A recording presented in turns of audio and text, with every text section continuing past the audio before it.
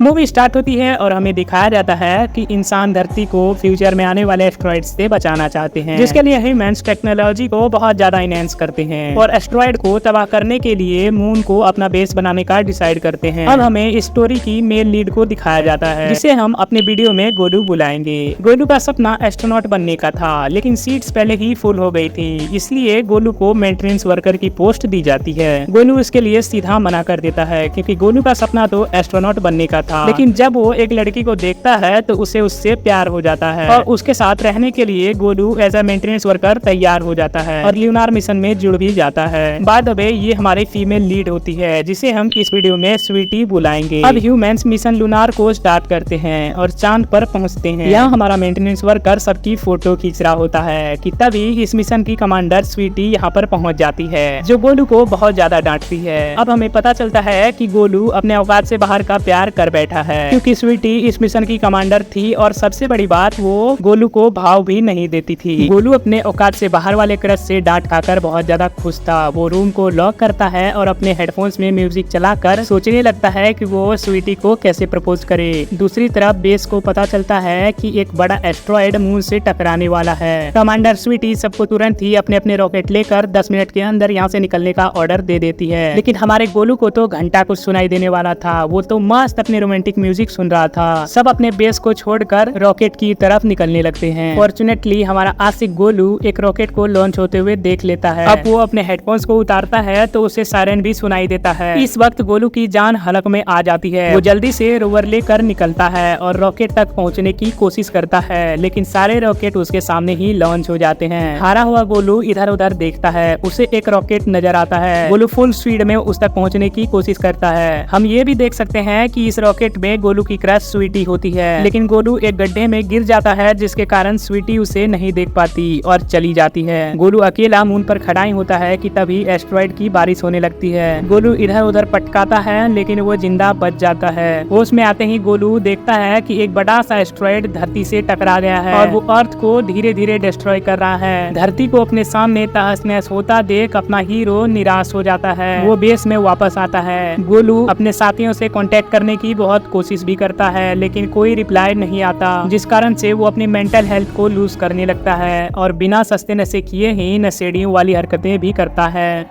Base में खाने पीने की तो कोई कमी थी नहीं, इसीलिए गोलू फुल मजे करने की कोशिश करता है, लेकिन मेंटली और इमोशनली अकेला होने के कारण गोलू रोने लग जाता है, क्योंकि उसे लगता है कि वो जल्द ही मर जाएगा। वो अपनी औकात से बाहर वाली क्रश के रूम को भी ढूंढता है, क्योंकि मरते मरते वो लास्ट टाइम उससे डेट करना चाहता था। इस डेट में गोलू अपने क्रश के फोटो के साथ कुछ अश्लील हरकतें भी करने लगता है। इधर हमें पता चलता है कि गोलू की प्राइवेसी की तो ऐसी की तैसी हो चुकी है, क्योंकि कमांडर स्वीटी के साथ साथ सभी मेंबर्स जो इस मिशन में थे वो उसे लाइव अर्थ से देख पा रहे थे। हमें ये भी पता चलता है कि एस्ट्रॉइड के टकराने के बाद कुछ ही ह्यूमंस अर्थ में बच सके, बाकी सारे मारे गए। वो अब अंडरग्राउंड रहते हैं। सभी मेंबर्स का बेस भी यही अंडरग्राउंड है। ग्रुप के चेयरमैन और सभी मेंबर्स मिलकर ये डिसाइड करते हैं कि वो गोलू को सभी लोकल लोगों के सामने ब्रॉडकास्ट करेंगे, क्योंकि जो लोग अर्थ में जिंदा बचे हुए थे वो बहुत ज्यादा डिमोटिवेटेड थे और उनमें जीने की चाहत भी नहीं थी। टीम के चेयरमैन चाहते थे कि वो सभी इंसानों को दिखा सके कि कोई इंसान है जो ह्यूमैनिटी के खत्म होने के बाद भी अकेले मून पर सर्वाइव कर रहा है, जिससे कि सारे इंसानों में जीने की चाहत एक बार फिर से वापस आ जाए। लेकिन हमारे स्वीटी इस बात से एग्री नहीं करती है। वो बोलती है कि कम्युनिकेशन सिस्टम खराब होने के कारण लोग सिर्फ उसे देख पाएंगे और सुन नहीं पाएंगे।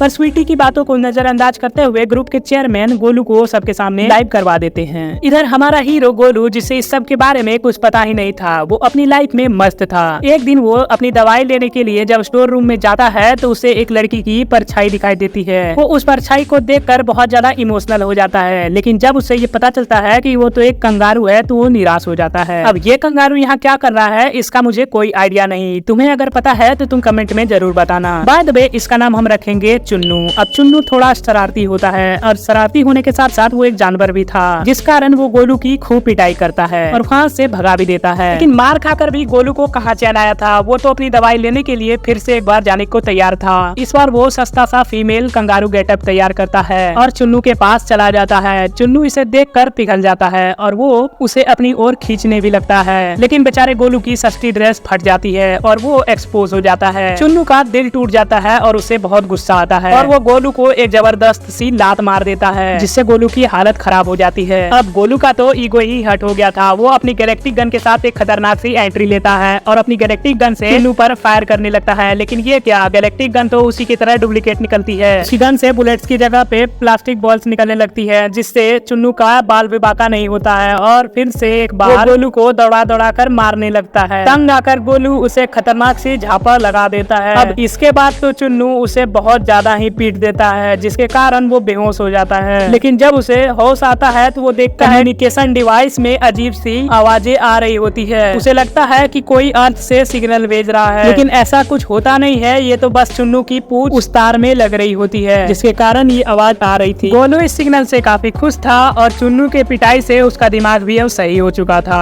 अब वो दोनों अर्थ पर वापस जाना चाहते थे, लेकिन इसके लिए उन्हें एक रॉकेट की जरूरत थी, जिसे ढूंढने के लिए गोलू और चुन्नू साथ में निकलते हैं। गोलू बताता है कि बहुत साल पहले अपोलो मिशन के दौरान एक रॉकेट मून पर आया था। ढूंढते ढूंढते वो उस रॉकेट को ढूंढ लेते हैं। अब ये दोनों रॉकेट के पास पहुंचते हैं, जिसके अंदर जाकर वो इंजन को ढूंढ लेते हैं, लेकिन गोलू को पता लगता है कि इंजन में बहुत ज्यादा खामियां हैं, जिसके कारण वो उस रॉकेट को अपने बेस तक ले आता है, जहाँ उसे वो ठीक कर रहा होता है। गोलू को पता लगता है कि ये इंजन इतना कैपेबल नहीं है कि वो दोनों को एक साथ अर्थ पर ले जा सके, क्योंकि गोलू एक हीरो है, इसीलिए वो चुन्नू को छोड़ना नहीं चाहता। वो डिसाइड करता है कि चुन्नू के लिए वो एक दूसरा इंजन खोजेगा, जिसमें वो दोनों साथ में अर्थ तक पहुंच पाए। गोलू को याद आता है कि मून के दूसरे साइड एक दूसरा बेस है, इंजन आसानी से वहाँ मिल सकता है। पृथ्वी के लोग गोलू के इस डिसीजन से खुश नहीं होते हैं। वो बोलते हैं कि ये इम्पॉसिबल है, क्योंकि गोलू का रोवर सोलर एनर्जी से चलता था और चांद पर सूरज सिर्फ 14 दिनों तक ही रहता है, जिसके कारण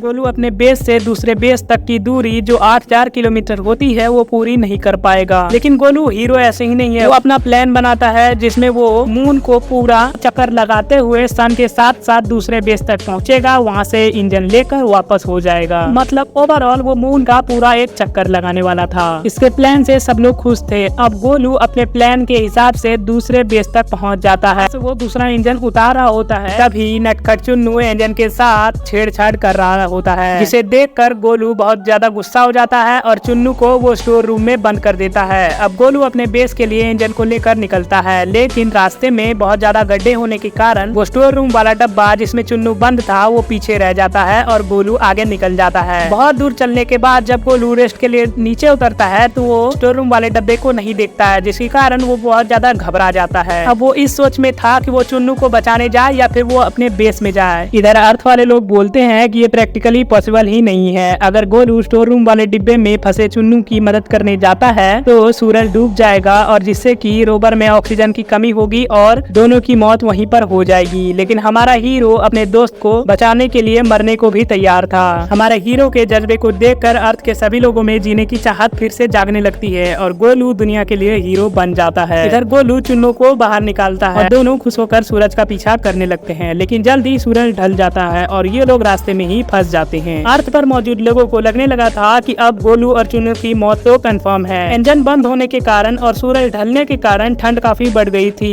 गोलू भी अब मरने को तैयार था। वो लास्ट टाइम अपनी क्रश स्वीटी की फोटो देखता है, तभी उसकी नजर चुन्नू पर पड़ती है, जो उसके वॉलेट में लगे छोटे मिरर से रिफ्लेक्ट होने वाली रोशनी का पीछा कर रहा था, जिससे गोलू को एक आइडिया आता है। वो दरवाजे को तोड़कर उससे मॉडिफाई करके एक स्लेज बनाता है और चुन्नू के साथ अटैच कर देता है। वो चुन्नू के सर्फिंग करते हुए बेस जाने का सोचता है। वो लाइट ऑन करके चुन्नू को उकसाता है और चुन्नू भागने लगता है। वो दोनों उछलते फांदते हुए बेस तक पहुंच जाते हैं और थोड़े दिनों बाद इंजन को भी बेस में ले आते हैं। गोलू उसे असेंबल कर ही रहा होता है कि तभी उसे फिर से कम्युनिकेशन डिवाइस में कुछ हलचल दिखाई पड़ती है। वो खुशी से उछल पड़ता है, लेकिन अनफॉर्चुनेटली उसे पता चल जाता है कि ये सब चुन्नू की वजह से हो रही थी और पिछली बार भी ये चुन्नू की वजह से ही हुई थी। वो काफी निराश हो जाता है। तभी उसे कुछ लाइट्स अर्थ से आती हुई दिखती है, जिसे अर्थ के सारे लोगों ने मिलकर मून पर टॉर्च बार के लाया होता है। गोलू समझ जाता है कि ये सिग्नल मेरे लिए अर्थ के लोगों ने भेजी है। इंजन असेंबल करता है और अपने कम्युनिकेशन सिस्टम को भी ठीक कर लेता है, जिससे कि वो अर्थ पर मौजूद लोगों से बातें कर सके। अब गोलू और चुन्नू अपने घर पृथ्वी पर जाने को तैयार थे। वो रॉकेट लॉन्च करते और मून की सतह से निकल जाते हैं। दोनों ऑर्बिट पर पहुंचकर अपने रॉकेट को परफेक्टली गैस स्टेशन से अटैच कर देते हैं। यहाँ तक सब कुछ सही चल रहा होता है, लेकिन जल्द ही एक बड़ी प्रॉब्लम आने वाली थी। हमें पता चलता है कि एक एस्टेरॉयड फिर से धरती से टकराने वाला है और ये वाला एस्टेरॉयड तो पहले वाले से भी बड़ा है। अब तक ये बात धरती के लोगों को भी पता चल गई थी। सब लोग इसका सोल्यूशन गोलू को बताते हैं। वो बोलते हैं कि गोलू चाहे तो गैस स्टेशन में मौजूद एक न्यूक्लियर बम को अपने रॉकेट से अटैच करके उसे एस्टेरॉयड तक लिए जा सकता है, जिससे कि एस्टेरॉयड तबाह हो जाएगा। लेकिन इसमें गोलू की जान को बहुत ज्यादा खतरा था। गोलू को ये सारी बातें सुनाई दे रही थी। वो अपनी क्रश स्वीटी से बोलता है कि मैं ये काम करने को तैयार हूँ। ह्यूमंस के पास भी गोलू को छोड़कर और दूसरा कोई रास्ता नहीं था, इसीलिए सब मान जाते हैं। और अब गोलू और स्वीटी के बीच में कुछ रोमांटिक सी बातें होती है, जिसके बाद वो चिन्नू को लास्ट गुड बाय बोलता है और उसके स्पेसशिप को अर्थ के लिए भेज देता है और खुद न्यूक्लियर बम को अपने शिप में लेके